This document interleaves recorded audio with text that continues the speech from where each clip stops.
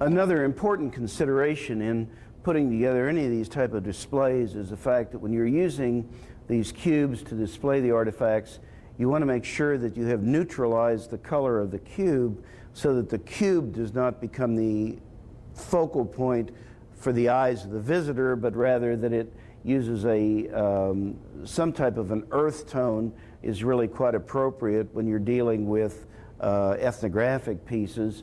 It's also the case of the I.D. Dalrymple Gallery that we chose to have the walls covered with a wall carpeting, which gives us a great deal of versatility. It's also something that gives us a very neutral background.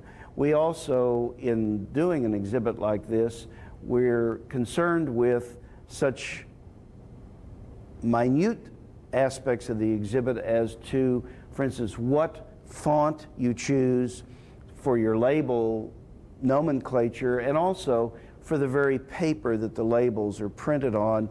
Again, a neutralizing, background, because again, the exhibit is about the images. You're trying to get the visitor to focus on and get drawn into the story of each of these particular pieces. Therefore, all of these subtle things that you do are meant to, enhance but not become greater than in the balance of what the visitor is looking at.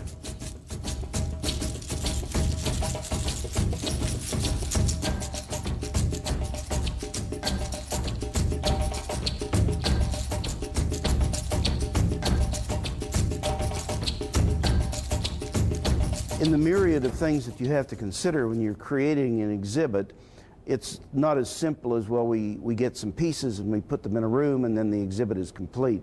There are a whole series of background things that need to be done, up to and including how you advertise the exhibit when it's completed.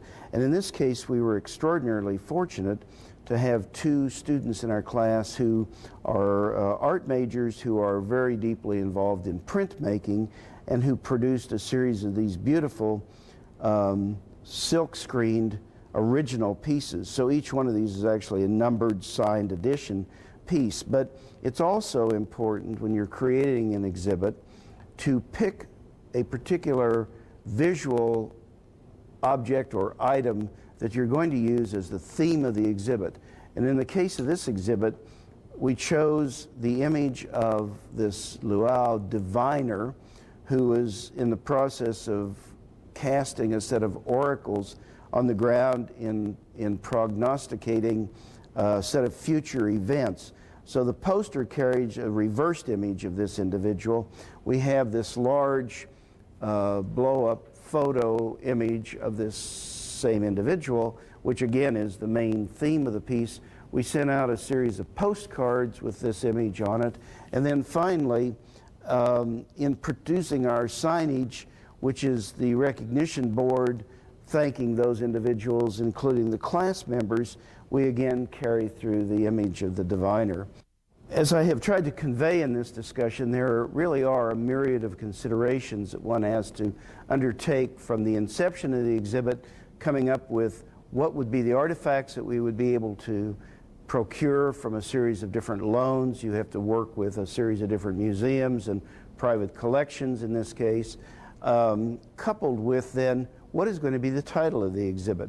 And again, reflecting on the fact that we were working with materials that would represent the spirit world within the complex of cultures that are represented, it seemed that the idea of oracles and divination and segue to the supernatural, in other words, how the world of the profane transfers to the world of the supernatural or the sacred in these cultural systems. I hope that this discussion will prove valuable in museum studies classes, and I thank you for your attention. I'm Dr. Adrien Hannus at Augustana College. Thank you.